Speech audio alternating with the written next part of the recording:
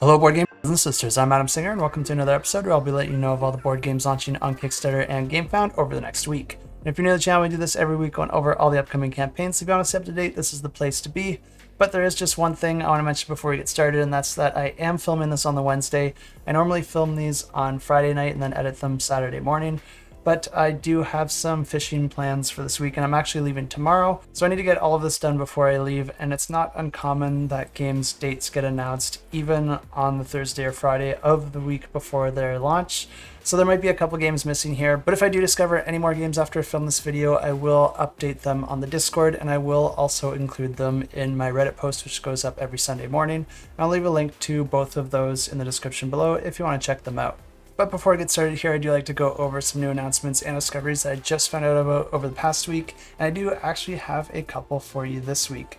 And that's that there is a new Worms board game announced. I don't know too much on this one yet, but I am really interested to see if and how they manage the destructible terrain, because that is a key feature in Worms.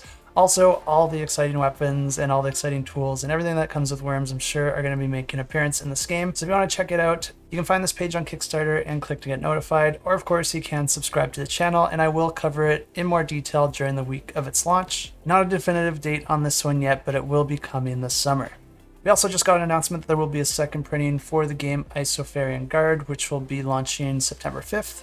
I will be covering this one in more detail during the week of its launch, so make sure to subscribe for that if you want to know more as well. But this is a narrative game that I've only really heard positive things about. I do think it leans heavily into the narrative aspect of the game, so if you are a fan of that, I think this is definitely one you'll want to pay attention to. But I think another reason that this one has done so well is just that the team just puts a lot of work into their campaigns and a lot of work into their games. It's a very small team, but they are all design and developer focused. And they do take a lot of effort to make sure that they are interacting with different content creators, interacting with the community, and listening to feedback, and doing their best with all the feedback that they are able to get. And I don't know if this is their entire team here or if this page hasn't been updated, but it's really impressive what they've been able to do with a small team, because in my opinion, their work ethic does rival or exceed that of many, many larger companies. And like I said, this is a reprint, but it will be including some additional content. But if you do want to learn more about the game or learn more about any other games, Alex over at Board Game Code does have coverage for Isofarian Guard, along with a ton of other games, especially those on Kickstarter. And Alex and I do work together keeping track of all these different games so that I can do these videos every week. But then Alex does one at the start of each month going over the heavy hitters for that month. So if you do want to see a bit of the games to come, definitely follow him as well. And you can expect a video at the end of this month going over the month of July and letting you know what games you can expect for that month. As always, you can find a link to his channel in the description below, but that is everything I have for an intro, so let's check out the campaigns. And the first campaign we have launches on June 27th, and this one is a reprint for the game Planet Unknown, and this plays 1 to 6 players. It takes about 60 to 80 minutes to play, and this new version of the game is going to be a deluxe edition of the game, but it's also going to be including a brand new expansion. But if you're not familiar with this game, this is a polyomino tile placement type game where each player is going to be building their own planet, trying to install different tiles in order to try and fill up the planet as much as possible. Each of the tiles that you're going to be adding will have different icons on them, which are going to allow you to move up various tracks on your board, which will unlock different bonuses and help score you victory points for the end of the game. Each player is also going to have their own rover that they're going to be moving around on the board for different purposes. And then each of the players' trackboard is actually going to be unique because it's going to be representing their specific corporation. This means that they can all work a little bit differently. There can be different bonuses for the different tracks. The tracks can actually look very different from each other, and they each come with their own unlockable special abilities.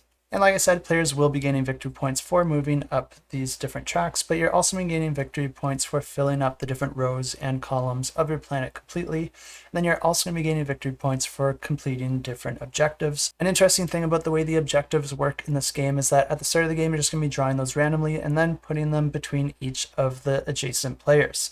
This means that each player is going to be competing for that objective with the player beside them. And in this game, you're going to be getting most of your polyominoes from this tray in the center of the table, and this tray actually rotates around just like a Lazy Susan, and players are going to be taking turns as the lead player, rotating that into whatever position that they want, because at the start of the game, each player is associated with a specific side of that Lazy Susan, and as the lead player, you get to choose whichever side you want to rotate towards yourself, and then every player is going to be able to choose one of the two tiles that are facing their side. Each player's first tile has to be placed on the edge of their planet, but then any tile that you place after that only has to be connected to an existing tile. These tiles can have all sorts of different terrain and different icons, which, like I said, will be moving you up the various tracks, which I also said can grant you all sorts of bonuses. These can come in the form of bonus points, different abilities, civilization cards, which will work as set collection, or even special actions that you'll be able to perform later in the game, or they can also get you some extra tiles. But whenever you put out a tile, there's also a chance that it could have a meteorite icon on it. And whenever you see that, you're going to be putting the meteorite token onto that tile. And then that meteorite's actually going to be blocking scoring for both the column and row of wherever that meteorite is placed. But luckily, players will be able to acquire rovers throughout the game, and each time that you're able to get a rover icon, that's going to allow you to move that rover to adjacent spaces, and you'll be able to upgrade the amount of distance that you'll be able to move, and you can actually use that rover to pick up those meteorites and take them off your board, and even potentially use them for other actions. That's not the only use for your rover, because there's also some other opportunities and ways to score points with other items that you can pick up on the planet. The game continues like this until a player no longer has a space on their board where they're able to put one of the available tiles. Then as soon as that happens, that's going to trigger the end of the game, and then all the players are going to be adding up their victory points, and the player with the most victory points wins the game. The new expansion is going to be introducing a brand new board so that each of the players can also build out their supermoon alongside with their planet. And of course, that's going to come with some different effects, but players will be able to choose whether they want to put their polyominoes on either of their boards, giving them a little bit more flexibility and a bit more options when it comes to what they're trying to achieve.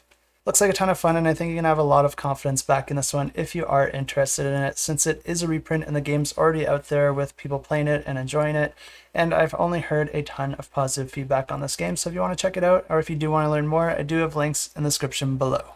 Also launching on the 27th, we have Phantom Division, and this plays 1 to 4 players and takes about 45 to 75 minutes to play, and this one is a cooperative dexterity flicking game. This one is coming from Elzra Games that did create the entire Catacombs franchise, so they do have quite a lot of experience with these types of games. And there isn't a whole lot of info on this one, but it is going to be set in a sci-fi world where players are going to be flicking the different units, trying to get into certain positions on the board and trying to attack different enemies in order to protect a remote colony. Each of your crew members will have their own set of special effects and abilities that will be unique to them, and each of them will be represented by different tokens out on the main board. Players will be completing a series of adventures, each with their own goals and challenges, and one thing I did notice looking over this campaign just now is that this one does re-implement the game CL Team Flicks. I didn't notice this until right now, otherwise I would have looked into this a little bit more to see how the original game played, but if you want to know a little bit more about this game, definitely check out the how to play for this game, and that might give you a good idea of what you can expect. But if you do want to know more, feel free to check it out. I do have links in the description below, and of course, you can follow along to get notified. Also launching on the 27th, we have Tanares Adventures, the Ultimate Edition. This is going to be introducing a whole bunch of different changes and improvements to the game Tanares Adventures, along with the original game Arena of the Contest. I will go into all those details in a second here, but before we get started, I just want to mention this plays 1 to 8 players. It takes about 45 to 90 minutes to play, and if you're not familiar with this game, this is probably one of the best and most ambitious implementations of a board game that gives you as close to the experience of a role-playing game as possible. And just one of the reasons I think this game does such a great job of capturing a role-playing type experience is that the campaign actually offers over 100 different scenarios, but in a single campaign, you're actually only going to be playing through 20 of them. And the reason for that is that you're going to be constantly spread thin. Players are going to be making different decisions. You're going to be trying to do maybe multiple things at once, but you're only going to have time to pick and choose the ones that are most important to you. So different things could happen depending on your decisions. Different things could be happening depending on where you spend your time. And different things could be happening just depending on your successes and failures. And taking all of that into account, that's going to be leading your campaign down a particular path. Each of the scenarios is also going to be alternating back and forth between different dungeons and different city phases where players will be able to interact and explore in both those areas, with the dungeons being more focused on defeating different baddies and interacting with different points of interest within the dungeon in order to complete your specific mission goals. Players are going to be controlling 4 different heroes, each with their own class, special abilities, and their own deck of cards. And players are going to be going through the dungeon, performing a movement action and then one of their primary actions. The way that you do your primary action is that you're actually going to be spending one of the cards in your hand, and you have 2 different types of cards that you can use. you have 2 powerful cards that you'll be able to spend that you can only use once for a scenario, but then you have 4 other cards that you'll be alternating through, using them and then potentially reusing them again in a following turn. This is a game that has quite a lot of content and quite a lot of rules, so I just want to warn you about that, because all of these enemies are not something to be taken lightly, because each one is actually quite tough to beat, and they all have their own enemy cards that will be walking you through the way that the enemies attack or respond to the characters that you have out on the board. And there's also a whole bunch of varying effects and special actions that might be specific to that scenario. Players will also be discovering new ways to upgrade their character, earn new abilities, or make some of their abilities even more powerful. And like I said, each of these scenarios does have you alternating between a dungeon phase and a city phase, and it's during the city phase that you'll also be able to make progress on your different objectives. You can also discover different side quests, explore the city, and even purchase new equipment. And if you do feel like you're getting a little too comfortable with some of the more basic enemies, there will of course be a ton of final bosses for the players to encounter. This week has a lot of exciting games, and this is definitely top of the list for me. I don't back many of these giant, ambitious, sprawling campaign games, but I do at least need a couple in my collection, and this is one that I did previously back because I think it really does make the cut. The team here is doing a fantastic job. The game's fantastic, and the miniatures are great as well, and yes, you can definitely use them in any other of your role-playing games that you might be playing on the side. This one was my pick of the week in the past, and like I said, I did buy it and I still have it, so I still stand by that, and I think this is definitely deserving of pick of the week this week. But just in the interest of picking something new, and there are a lot of other great contenders, I'm going to hold off on that, but I just want you to know what I do think about this game. I do already have some previous footage going over what this new campaign is going to be adding to the game, so I'll just go ahead and roll that previous footage now so you can understand exactly what's changed and what's different. But the thing that I'm most excited about in this campaign is that they did figure out a way to better integrate Tanares Adventure with Arena the Contest, so that you only really need to know the Tanares Adventure rule set in order to play the entirety of the content. So if you're interested in just learning one set of rules, that might be a solution. But before I get too much into this one, I just want to mention that this is not adding any new content. So if you just got yours in the mail, you don't have to feel too bad about sitting out on this one. It's just going to be rearranging the way that the game's presented, and it's also going to be adding a few quality of life changes. First thing is that they're now going to be offering narration for the game through the Foreteller mobile app that you have seen a lot of other games use as well. And secondly, they're going to be rearranging the way that the rules are presented in the game. Instead of having to use multiple rule books throughout the entirety of the game, they're going to be making it so that you just have one rule book to use at each stage of the game, and you'll be changing the one that you reference as you move throughout the campaign. They're also going to be offering large storage boxes to make storing the game a little bit easier. The original game has a lot of smaller boxes that kind of float around, and a lot of us have figured out our own ways to condense that into a fewer amount of boxes. Either way, the game's going to be taking up a ton of space, but this campaign is going to be offering you a little bit more of a thought out solution. This one's also going to be coming with a city board that's going to be replacing the version that was provided in the original game, which was essentially a thick piece of paper. And finally, they will be providing a module that will allow you to integrate Arena of the Contest with the Tanares Adventure system, essentially allowing you to play through the Arena of the Contest campaign while using the Tanares rules. There's also going to be a few other surprises as well, but if you are interested in this campaign and you haven't bought it yet, this is a good chance to jump in. Or if you do already have the content, I believe they will be offering a portion of these rule changes and modules in the form of PDFs, but then also offering you an upgrade pack as well if you're interested in some of the physical upgrades as well. Also launching on the 27th, we have Mind Expedition. This plays 2 to 6 players. It takes about 90 minutes to play. And this one is actually designed to be a condensed D&D experience that doesn't take a whole evening to play. In this game, each player is going to be controlling their own character, and then during a turn, you're going to be moving your character along the board, trying to complete your specific character quests, and then you're going to be drawing a terrain card depending on where you stop. The terrain card could present different opponents or situations that the player must have to deal with. Then there's going to be several endings, and the one that is the eventual outcome is going to be depending on the monster's strength, the player's gear, and passive skills and extra abilities chosen at the beginning of the game. But it's not all entirely up to that, because there is also the aspect of the game master. But what's really interesting about this game is that there is no specific one player acting as the game master. Instead, each player is going to be taking their turns individually, and then all the other players will be filling in as the game master for that player's turn. The active player is going to be letting the other player know their decisions, which items they're going to be using, and if they need to roll dice, the outcome of those dice rolls. Then it's up to the other players to evaluate how successful that player was. This, of course, is going to give a lot more opportunity for freedom and creativity as the players are playing the game, allowing to create more varied stories and outcomes that will make each game feel very different from the last. And if you're interested in this one, you can check it out. I have links in the description below. Also launching on the 27th, we have the Redux edition of Shipwrights of the North Sea, and this plays 1 to 5 players and takes about 60 to 80 minutes to play. And this is the next game coming from Boardgames. And for those of you that did play the original Shipwrights of the North Sea, this one is going to be playing quite a bit differently than that. The only thing that they're really carrying over is the theme and the core mechanisms, but they did rebuild this game from the ground up, pretty much creating a brand new game.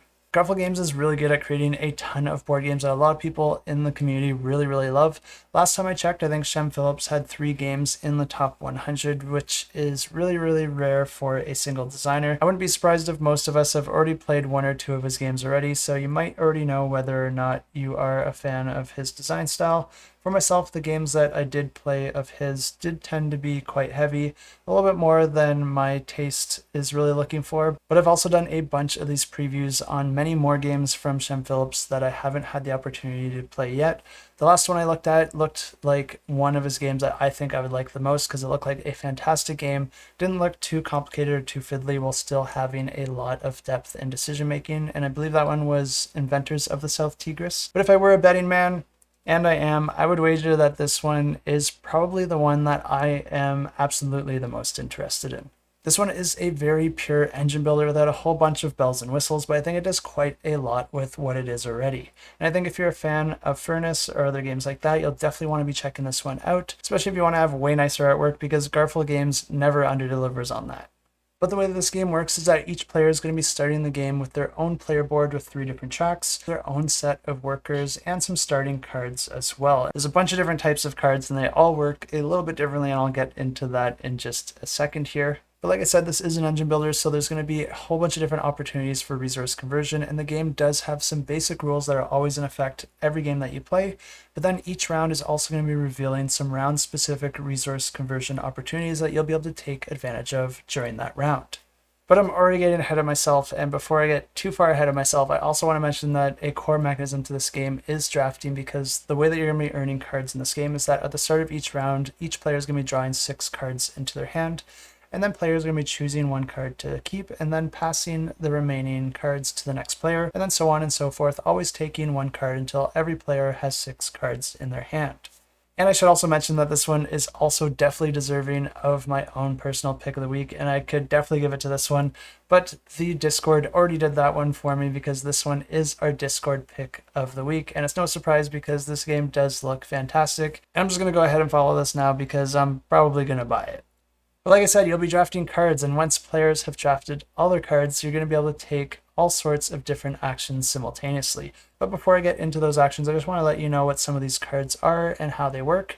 And the first type of card is your Jarl card, and this is going to be giving players different scoring potentials and objectives that they can try to achieve in order to gain more victory points throughout the game. Then there are also your craftsmen, which are going to be granting different worker placement spots, allowing you to perform different actions on your turn in order to do all sorts of different resource conversion or other abilities. Players can also build buildings, which you'll have to spend resources and workers in order to do. But the interesting thing with the buildings is that your buildings will actually be getting built outside of your board, so you're not limited to the amount of these that you can have, and they can also be upgraded later by assigning a craftsman to that building, which will then allow you to perform both the buildings action and the craftsman's action just for activating that location once.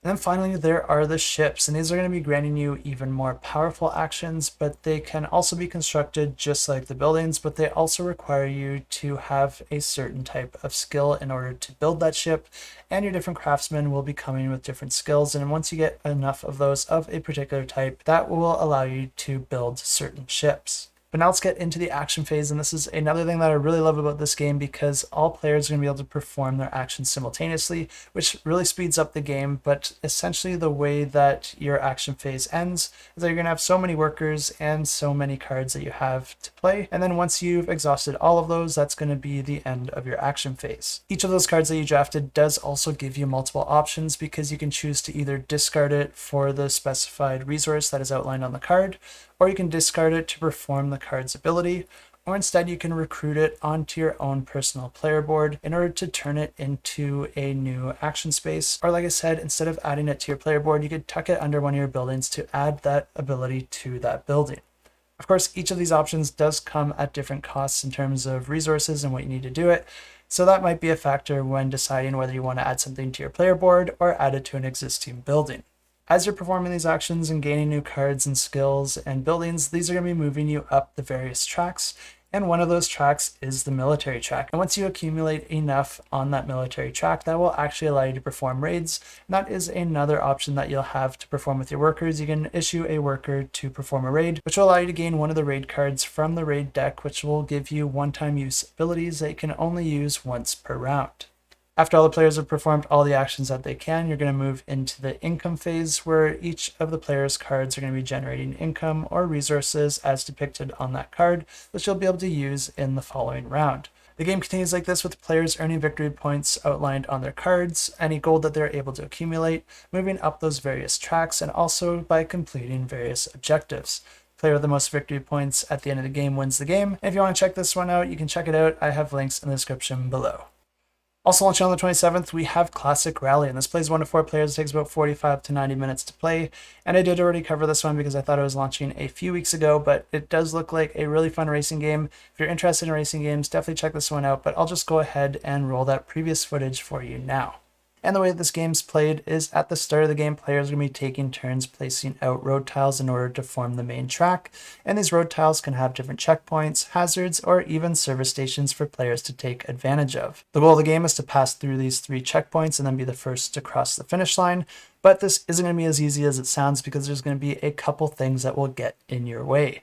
First off, every time you land on a hazard icon, you're going to have to draw an event card, which is normally going to have some negative effects, but this can be mitigated by equipping your card with the proper features. But the hazards aren't the only thing to worry about because each round you're also going to be rolling a weather die, and that's going to dictate the type of weather that players are going to have to deal with.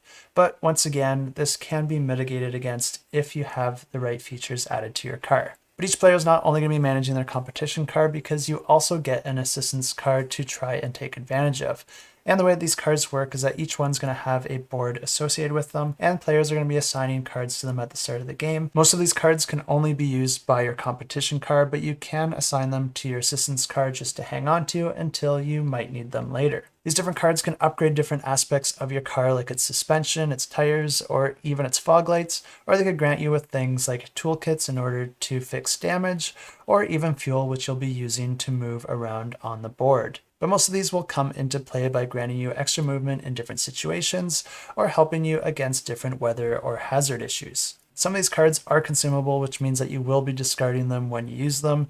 And of course, the needs for different upgrades might change depending on the weather or different issues that you have while driving your car. And that's where the assistance car comes into play, where you can swap out different features or grab those items that you're running low on. But in order to do this, you do have to have your assistance car and your competition car on the same space. Players are going to have to spend fuel cards anytime that they want to move their competition car, but their assistance car always does get a free movement, but you can choose to spend the fuel cards on your assistance car if you do want to move additional spaces. You'll be able to move both those cars on a single turn, and you can always choose which one you want to move first. And if either of your cars are running a little bit light, there is another way to get new cards added to that car's board, and that's by visiting the service station. If either of your cars is on a service station tile, you'll be able to draw new cards and assign them to the car that is located on that space. This is a great way to resupply your competition car right away, or to get new cards added to your assistance car. And that's pretty much everything there is about this game, but there is one more card that players are going to have in their arsenal, and that is their special power card. And each player is going to be starting with one of these at the beginning of the game. They're all going to be unique to that player, but these can only be used once, so you're going to want to time it appropriately when you think you'll get the most benefit from it. And if this one sounds interesting to you, you can check out the link to the campaign, which I have in the description below. Also launching on the 27th, we have Timelancers, and this plays 1 to 4 players. It takes about 45 to 70 minutes to play. And this one is a competitive tableau builder where players are contracted time travelers hired to rewrite historical events. Players are going to be trying to earn victory points by accomplishing different goals and by capturing events in order to win the game. Players are going to be starting out with some own personal objectives that will allow them to earn victory points throughout the game, but then players will also be moving their characters around on the main board, performing 3 movements on their turn, activating any locations that they are able to land on. These different locations are going to give all sorts of different actions, but mainly they're going to be allowing you to generate different resources. One of the hexes on the board also allows players to jump over to their time machine board, where they'll be able to spend those resources to capture different events, which they will be putting onto the different areas of their time machine depending on what they're trying to achieve. Anytime that you capture an event, you're going to have 2 options. You could either repeat the event in the way that it happened by putting it right side up in one of the slots on your board, or you could revise the event by flipping it upside down and making something completely different happen. With each of these options, there's going to be a different ability that you'll be able to activate with that card. You're going to be putting that card into your tableau in the chronological order of the events that you were able to capture so far. But the interesting thing about revising an event is that anytime that you put a revised event into your tableau, it then causes a butterfly effect to any of the other events of the same type, which means that all the other events of the same type after the card that you just put are going to get rotated 180 degrees, giving you access to the other ability of that card. But this doesn't just happen on your own player board because you actually cause this ripple effect to all the other players. But that butterfly effect isn't only experienced on the individual player boards, because it's also going to be affecting those hexes in the center of the board, because any of those hexes that also match the same type of the card you just played are going to be flipped to their opposite side, revealing a different action for players to take advantage of anytime they move onto that hex. The game continues like this, with players earning victory points for the different objectives and actions that they're able to take. You can win the game in one of 2 ways. You can either be the first to accumulate a certain amount of victory points, or be the first to capture a certain amount of events. Whichever player is able to do that wins the game, and if you want to learn more, you can check it out. I got links in the description below. And launching on June 29th, we have Cyclades, the Legendary Edition. This plays 2 to 6 players and takes about 60 to 90 minutes to play. And this one is a classic, and I am always a fan of established games that have proven to be excellent games. So I'm going to be making this one my own personal pick of the week. I've been looking forward to this version of the game ever since it was announced, because this is a game that I've always wanted to add to my collection. And this is going to be offering some revised and streamlined rules for both the base game along with all the expansions, but it's also going to be including a team mode as well as an enhanced 2-player mode. And it's going to be adding a new modular board rather than the static board that the original game comes with. But it's also going to be offering new creatures for you to experience, and also a new god to take advantage of. But for those of you that are not familiar with this game, this is an area control and bidding game where players are going to be fighting over different islands and controlling different territories out on the main board. Players are going to be using their soldiers to control the different islands. Then you're going to be using your ships to control different regions, but then also connect different islands together so that you can kind of use your ships as a bridge to move your soldiers from one island to the next. Depending on the islands that you control at different points in the game, you're going to be earning coins based on the coins that those islands generate. You'll be able to use that for bidding, because players are going to be bidding for the powers of each of the different gods at the beginning of each of the rounds. Each god actually has a few different options they can take advantage of if you are the winning bid for that god, but you can essentially do different things like gain or move your ships or soldiers across different areas of the board, build buildings on the islands that you control for different effects and bonuses, or even gain cards which can act as permanent coins that don't get discarded when you use them for bidding in future rounds. But like I said, there's a bunch of different gods, each with a whole array of different actions that they make available to you. I'm not going to go through all of them, but you can also do other things like gain a bunch of gold, or even philosopher cards, which are not super useful on their own, but once you get 4 of them, you can actually exchange them for a metropolis, which is really important because the first player to get 2 metropolises under their control is the winner of the game. Players can build a metropolis on an island they control, but discarding those 4 philosophers is not the only way to do it, because you can also build a metropolis by discarding 1 building of each type, or you can also gain a metropolis by conquering an island of another player where they already built one. And that's pretty much the meat of the game. It's not a super complicated game, but it is a ton of fun, and that's always a great mix. But the fun doesn't stop there, because of course there are the creature cards, and you'll be able to gain these by purchasing them throughout the game, and each of these normally does come with a miniature that will be associated with it, and these miniatures are going to look fantastic because even from the non-deluxe version of the game, those miniatures were a ton of fun. So I'm really excited to see what they come up with and to see the new iterations of the existing cards that they already had. And purchasing these cards will grant you with special actions or abilities or even special units that are only available to the player that purchased that card. I'm really excited for this one, and if you are too, you can check it out. I got it linked down below, and of course you can click that notify button to get notified once it launches. And launching on the 30th, we have Philharmonix. This plays 1 to 4 players and takes about 60 to 150 minutes to play. And this one is a competitive sci-fi worker game where players are going to be playing as a space orchestra manager.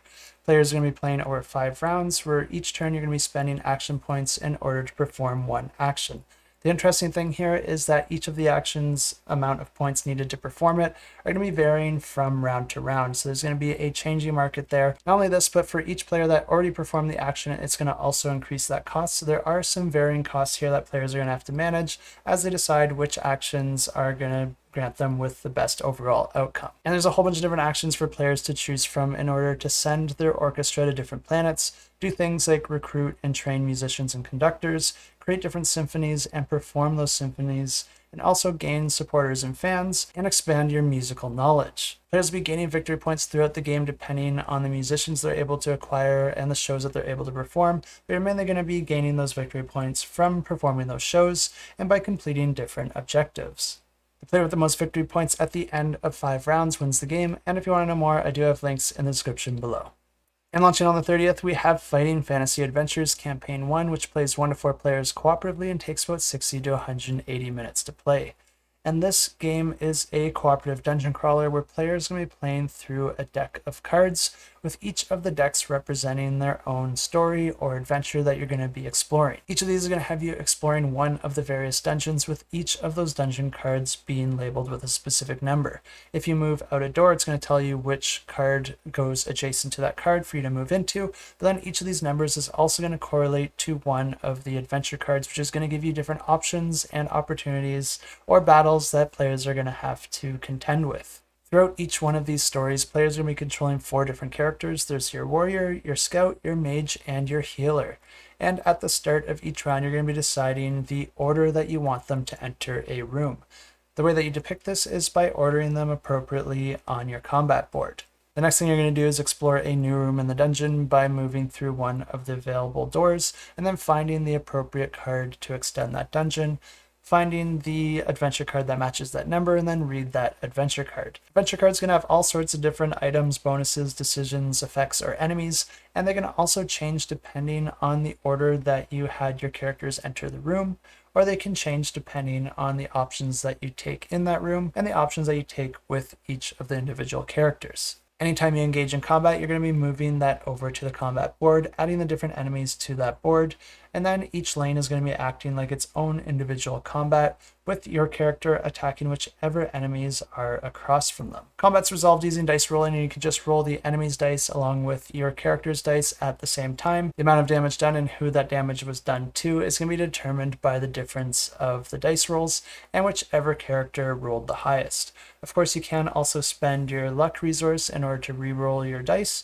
and you can also augment your dice rolls with various abilities or effects or cards that you might have acquired throughout the game. And a really neat thing about the combat in this game is that after you resolved each of the individual lanes, that gives you the opportunity to rearrange your characters however you see fit, and you can even put multiple characters in a single lane, and anytime you do that, it's going to be adding a modifier to that dice roll, because essentially you are ganging up against a single character, but the enemies can also do this against you, which you can see in this image here. The game continues like this as you play through the various decks, fighting the different enemies and trying to accomplish all sorts of different objectives. And if the players are able to do that all successfully, then they win the game. And if you want to know more, I do have links to the campaign. You can check it out in the description below. And launching on July 1st, we have Tales: A Real Legacy. And this one is a head-to-head card battler where players are each going to be choosing their own race with their own associated deck at the start of the game, with each of them having their own set of strengths and abilities. The way this game works is that each player is going to be choosing a champion from their deck of cards. Then you're going to be crafting two other decks. There's going to be your creature deck, and then there is going to be your item deck. Each player is going to be controlling two rows of cards on their own side of the table, with the top row representing areas to put your creature cards and the bottom representing areas to put your item cards. At the start of the game, you're going to be putting your champion card in the center of the top row. Each round, players are going to be drawing cards from their decks into their hand, and then you're going to be taking turns performing actions to put these cards out into play, and then also activate their abilities. Each creature is going to have their own cost as well as their own set of actions that players will be able to activate through dice rolling. Then you'll also be able to augment those characters by assigning them various items. And whenever you're attacking an opposing card, your goal is to try and kill that character in that single turn, because if you're not able to completely deplete that character's health, then that character is going to get a free counterattack. The game continues like this until a player defeats their opponent's champion or defeats enough of their creatures, and then that player wins the game. And if you want to check it out, I have links in the description below. And that's everything I have for you this week, but don't leave yet because we still have an awesome giveaway to announce, and this one's going to be for a pledge for Solar Titans. And if you're not familiar with this game, this is a deck building game that has a really interesting twist, because there's actually two different decks that you're going to be worrying about in this game. There is your ship deck, and then there is your crew deck. Your crew deck works very similar to your typical deck building game. We're going to be purchasing new cards, upgrading the ones that you have, and recycling those cards in order to perform various actions and generate different resources that you'll be able to use to purchase new cards or power different weapons to attack your opponent player. But what I think makes this deck builder very unique is the way that ship deck comes into play, because each player is going to be starting with their own blueprint card that's going to dictate the shape of their ship. Then you'll be able to purchase more of these ship cards in order to augment different parts of your ship, add different weapons, add different types of armor or other effects, and even expand or repair the ship that you have already. But each player can only repair their ship so many times, so there is a balance that you're trying to strike between purchasing those ship cards and then purchasing those crew cards that you're going to be using to power and operate your ship. The different weapons can attack in different ways, attacking specific cards or specific rows or columns of cards of your opponent's ship. And of course, you're trying to hit strategic locations of your opponent's ship in order to take that ship out.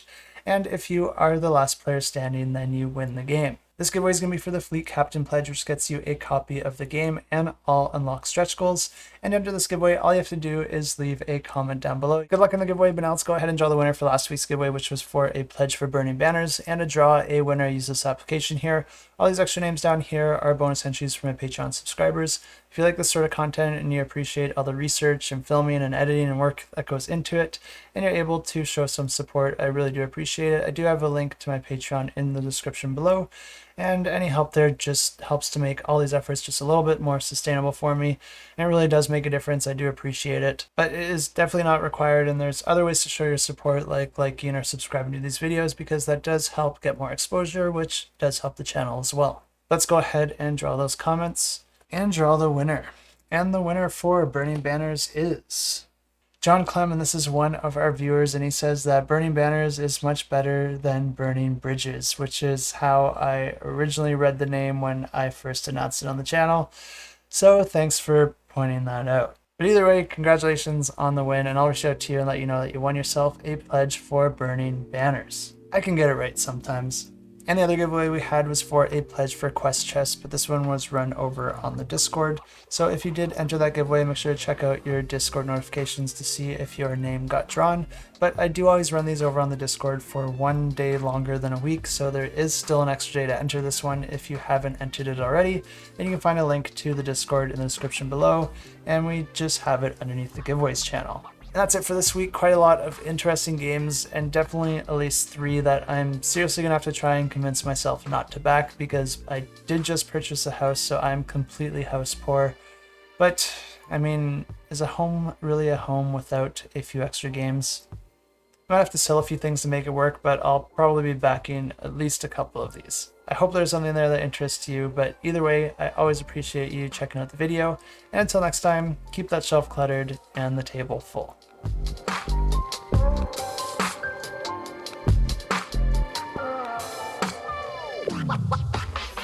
What?